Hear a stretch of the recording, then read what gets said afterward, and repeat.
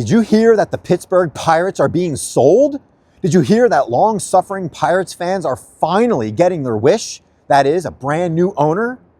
Well, if you did hear those things, then I got some bad news for you, because you may well have been the victim of an April Fool's joke.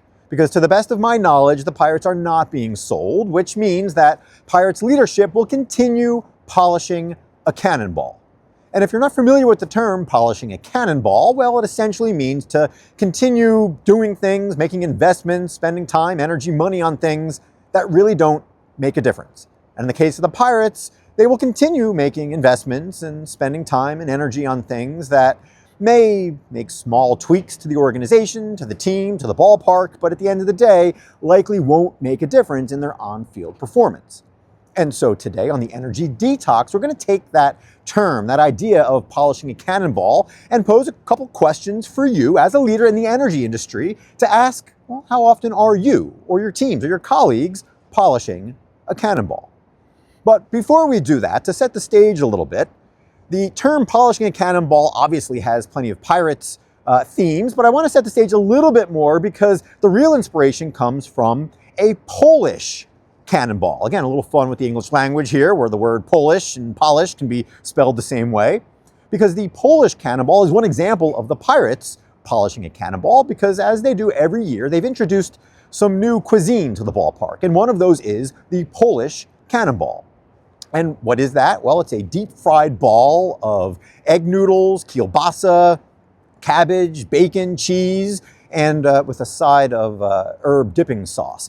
Anyway, again, I'd be remiss if I didn't shed a little bit of light on that inspiration, but also, and probably more importantly, the gentleman behind me, Bill Mazeroski, a Polish-American pirate who launched what some might say is the most famous and certainly the greatest cannonball in Major League Baseball history, that being the game-winning home run in the 1960 World Series, the bottom of the ninth against the mighty New York Yankees, to win that Game 7, and again, launch his place in Pirates infamy in the Hall of Fame, and including the Polish-American Sports Hall of Fame, in addition to the Baseball Hall of Fame in Cooperstown.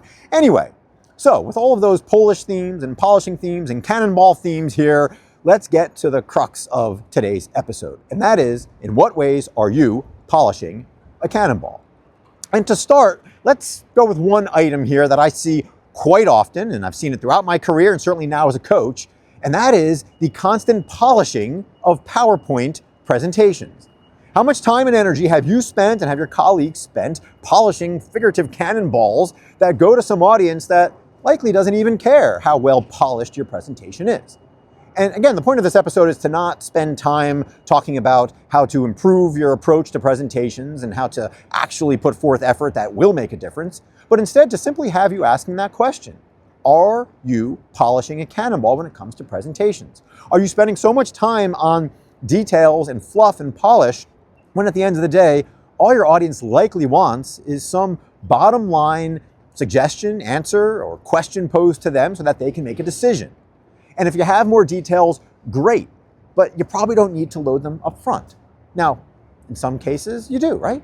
Maybe you're presenting to a technical team about the design of some sort of facility. Maybe they need all those details up front to try to catch things. That's fine. But again, I think it goes without saying that your approach to presentation should not be one size fits all, yet I think every organization, at least that I have witnessed, is susceptible to the polishing of a cannonball when it comes to presentations. The next item on the list is rewarding firefighting.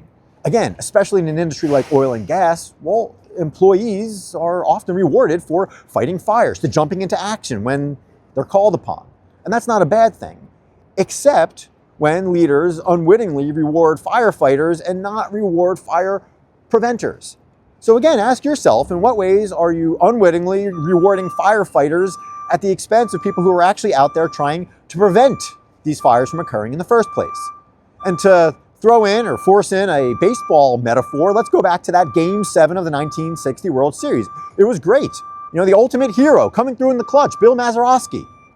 But in your organization, are you basically relying on constant Game 7s instead of saying, hey, how could we potentially win this series in 5 or 6 games instead of having to find ourselves constantly in this high pressure situation.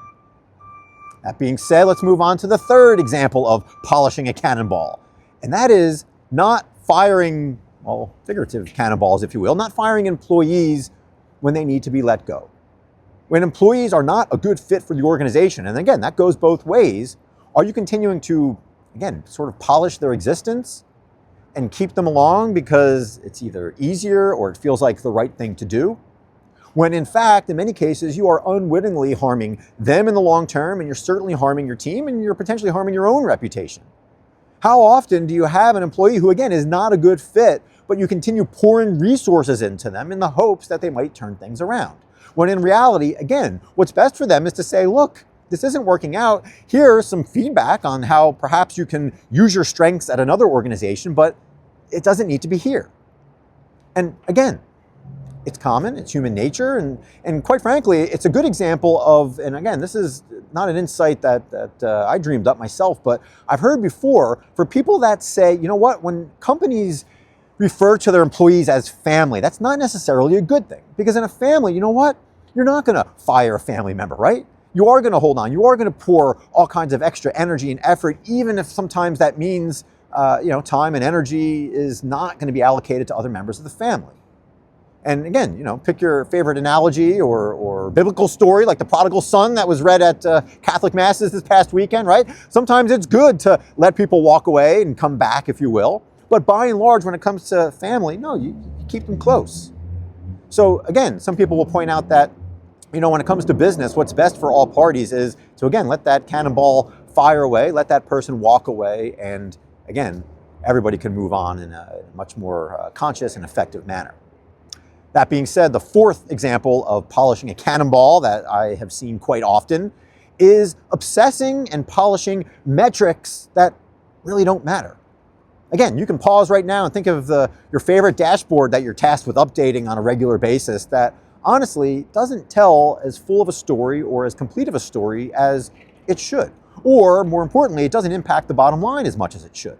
And if we go back to the Game 7 of the World Series, or actually the entire 1960 World Series, if you looked at the metrics in terms of offensive production, you will have seen that the Yankees dominated the Pirates. I think they scored about twice as many runs as the Pirates if you look at all 7 games of that series. But of course, that metric is not what mattered at the end of the day. It was the fact that the Pirates won 4 games and the Yankees only won 3. So again, with that in mind, ask yourself, in what ways are you looking at run production when in reality you should be looking at something else that points to the ultimate goal, which is long-term series victory, if you will.